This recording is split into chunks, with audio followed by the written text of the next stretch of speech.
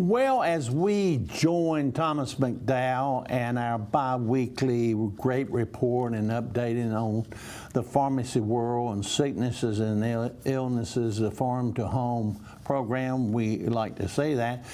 Now, the first hour we talked a lot about the weather because it's going to be a mell of a hess coming down the pipe for 3 or 4 or 5 days. And Thomas has seen these before in some cases. And I'm just going, before we start on the true program today, I'm going to just say, what do you suggest, particularly those individuals that have to have medication? Yeah, so we're looking out at the weekend, and this potential winter storm could roll into early next week, and potentially cause some access issues or closures of certain businesses, including pharmacies. Depending on how it goes, it's still too early to call anything, but looking like we're going to get something. But let me plus the ones that live alone. Yeah, or have transportation issues. It's certainly, if we get some snow and ice or sleet, you're not going to want to be out in it if you can help it from a safety perspective. So highly recommend, it's Wednesday, you have several days left this week, highly recommend that you check your medication stock at home and call in and pick up any refills or medications that you need before the weekend, because this storm is potentially coming in over the weekend and could cause some issues early next week. And so you want to have all of your medications in place with you before the weekend. So go ahead and call your pharmacy, get any refills, pick anything up that you need. If you're running low, go ahead and call it in. Sometimes, usually insurance will pay for the prescription a little bit early. There's certain controlled substances that you can't get too early, but in general, you can get things, before the last minute, even if you have some pills left. Okay. So you can go ahead and get ahead of that. Particularly with these circumstances. Yeah, and because this is nationwide. Yeah, it's a big storm covering a large area, and so we don't know what it'll bring. If it has the ice component, we might see some power outages. So you don't want to be out driving if it's dangerous, so go ahead and get what you need. If you're relying on some sort, our delivery service, that could be affected. So go ahead and pick up what you need now, or call us if you need delivery this week. Our number for the pharmacy is on the screen, 443-7979 at Medical Park Pharmacy. Be glad to help you. So get out in front of it, check your supply, and go ahead and call it in to your local pharmacy. And the one, of course, probably Scotland Neck is more inclined for snow, and your Gates County is more in tune with ice and all, wouldn't you think? Yeah, it's kind of a curve on what we're seeing. So depending on how that is affected, we might see different effects at each store. Yeah, that's what Yeah, which makes it challenging, but we're trying to get ahead. We have a med sync program where we fill all your meds at the same time each month. We're working ahead on that, trying to get everything ready that's due early next week, get it ready before the end of the week if you need it.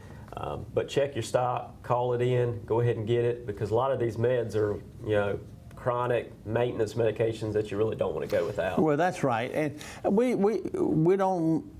we're just a live local community thing, and fortunately we've been able to get our weatherman, and fortunately we have our pharmacy individual, and our pharmacists, of course, at times are more accessible than an individual physician. And we can send for refills on your behalf, because your primary care doctor, they might have some closures too if there's bad weather. So go ahead and get out in front of it, because if you don't have a refill and you need it, you better go ahead and call your pharmacy today, because we need time for your doctor to respond and send it back to us, which can take sometimes 48 hours or so. And so you want to be able to pick up by Friday at the latest before this weather rolls through. I think we're going to definitely have some stuff coming Saturday potentially, is what it looks like. Okay. Well, just an update, but what is our topic today? I continue to be so pleased for our viewers at the information that you continue to bring us. And even if you want to call in and ask about any of our former programs, but today, what is our topic of discussion? So today the topic or the theme is why your prescription costs what it costs. And that's like a research paper. It's kind of a big can of worms, and we're trying to peel back the curtain on some of the things that go on in the drug supply chain. You know, the patient is at the end of the supply chain, and for us as a community pharmacy, a locally owned pharmacy, the patient is the most important part of the supply chain. That's where we're treating a person and a family, and they're not just a number, but upstream on the supply chain, you know, everything seems to be done based on financial repercussions. Sure. There's a lot of middlemen and so forth, so we're trying to help patients understand through this segment why copays can be confusing and what you can do to learn and save money potentially. So, you know, as a consumer, you know, we're sure that you've often gone to the pharmacy counter expecting maybe a $10 copay. And then you get there, maybe in the new year especially, we see this a lot, and the copay is $100. And you're wondering, that's a shocker. What happened and why is this happening? What is my pharmacy charging me more? You know, and so there's a lot of confusion around there. The pharmacy didn't raise the price. If you have insurance, something in the middle has typically changed. And so we're pulling back the curtain on that. And so to know what happens there and why your copay is what it is on the pharmacy side, we're not talking about medical copays, we're talking about pharmacy copays. Between your doctor and your pharmacy sits a company called a pharmacy benefit manager, or PBM. You know, PBMs decide which drugs are covered on a formulary, what your copay will be, you know, which pharmacy they try to steer you to, and how much the pharmacy gets paid even. So they're controlling really the majority of the drug supply chain as far as costs go. Behind the scenes. Behind the scenes, like the Oz, you know, the Wizard of Oz. And so there's a lot that goes on behind the curtain and why certain prices are higher. And so, you know, PBMs don't make the drugs, and pharmacies don't set the copays. The PBMs are often the ones making the most money in the supply chain, even equally or more than the pharmaceutical manufacturers. Isn't it amazing? Which you know, they're not innocent either, but they're at least making a drug to help a life-saving condition a lot of times. Yeah. So they have a function that, you know, they have to recoup research cost, and certainly they can be greedy at times too. But the PBM is a major factor in why the costs are higher. So those PBMs are negotiating with pharmaceutical companies and trying to get rebates from them to get the drug onto the formulary. So they're like the gatekeeper for the coverage. So when you look at your insurance card and you see the RX bin number and the pharmacy benefit on that card, that's separate from your medical benefit.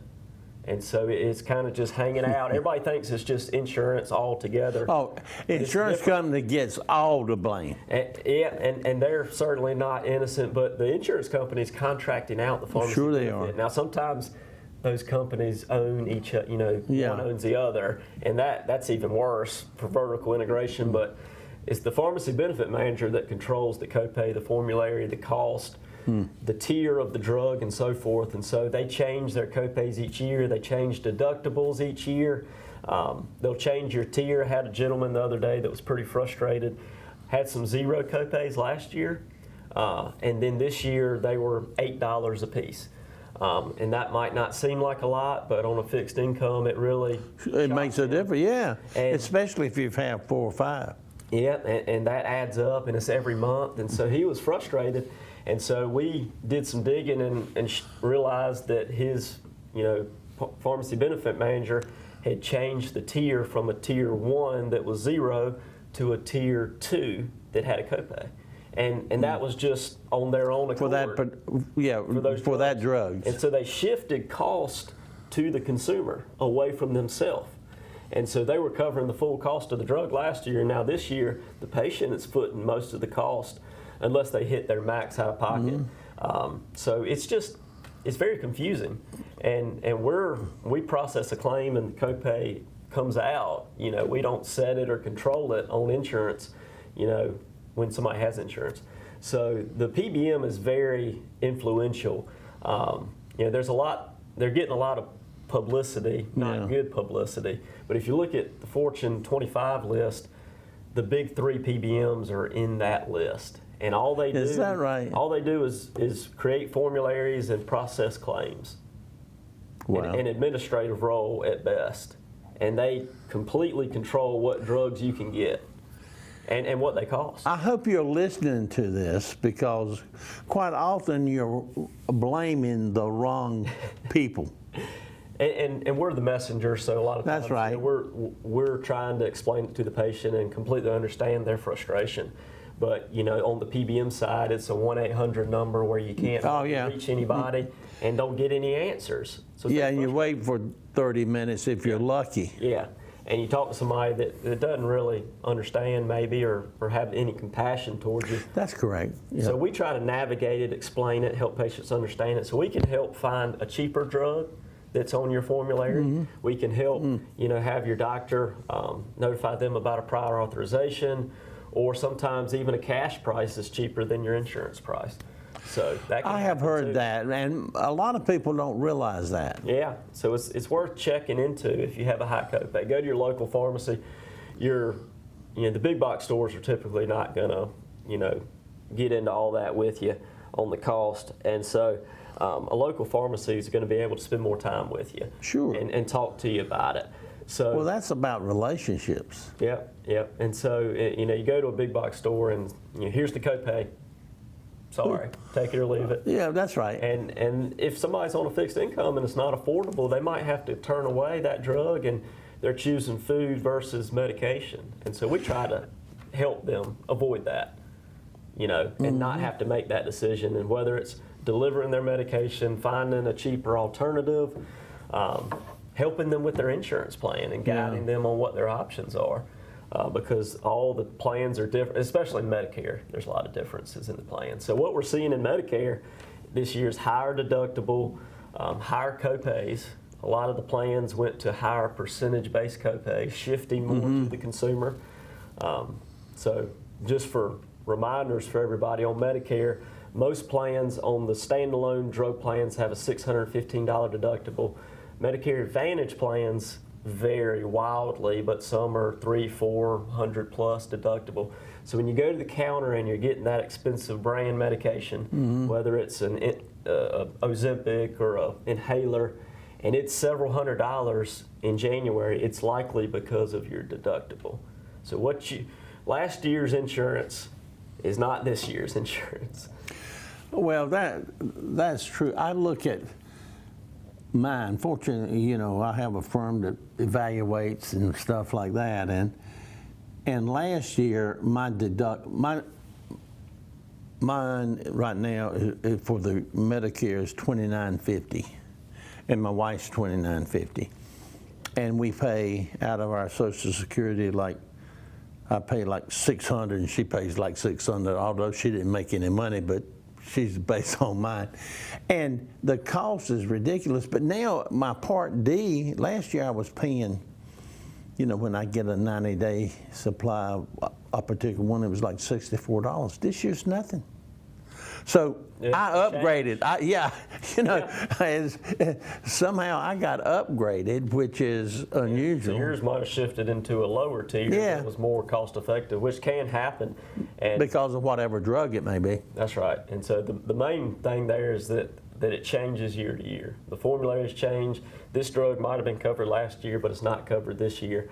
And so the PBMs, you know, kind of take advantage of that complexity. Oh, sure they do. And kind of and keep you're it basically muddy. helpless. You know, you need a advanced degree to try to read their formulary book. But we have a good understanding of the drugs and of the insurance world, so we can help answer those questions. Sure you do. You know, we're the most accessible providers in most areas. You can walk in, speak to a pharmacist pretty easily. So that's kind of the benefit of a pharmacy and a community pharmacy, especially independent pharmacy, where you can go in, talk to somebody, get answers to your questions. So, you know, kind of the moral of this story and what it means to you is, you know, ask questions, advocate for yourself, talk to your pharmacist. We can help you advocate. We can help wade through the murky waters of PBMs and insurance and, you know, help you with an alternative medication or why is your copay what it is, and just give you guidance on that. So use your independent pharmacy as a resource. You should pick your independent pharmacy and pharmacist the same, you know, with the same mindset as you pick your primary care doctor, with a relationship in mind, somebody you trust, somebody that's looking out for you. It's a safety issue and it's a care issue, and we're trying to help our patients and take care of them like family. And you know, I'm always an advocate for buy local. And Thomas has certainly been local. He's in 3 areas, and that's good, and we need to continue to support it. But in closing, because our time is about up, just in closing, until next time we're together in a couple of weeks, what would you like to close with? Well, just another last-minute reminder, call in your medication refills before the winter storm comes in. If you're having trouble accessing your medication or you can't get through to your pharmacy, you're having to leave a voicemail, call that number on the screen. We can transfer your medications to our store and help you out if you're having trouble. You know, we pick up the phone. It seems simple. Yeah, that's right. That's right. There's something about local. We will pick up the phone quickly and help you versus, you know, waiting on hold forever and ever. And, you know, if you're using a mail order pharmacy and you're waiting on your drugs to come in the mail, this winter storm is going to affect It's going to help. It's not going to help, and it's already often delayed, but this is really going to delay it. So get ahead of that, call your pharmacy. We can do all the work and transfer any prescriptions that you need to our pharmacy. You don't have to do anything except call us. We even have a form on our website. We have a new website. Yeah, I know you were working on it. So McDowellsPharmacy.com. If you Google Medical Park Pharmacy, McDowell's Pharmacy, you'll find it. And we have a transfer form on there, so you don't even have to call us. You can go on there and put in your information. We get a notification, and we'll go ahead and do all that work for you. Well, Thomas, we appreciate it. And until 2 weeks, we hope everything goes well, and everything goes well in our area with the storm. But appreciate your valuable information. Thanks, Roger. Everybody stay safe during the storm. Thank y'all.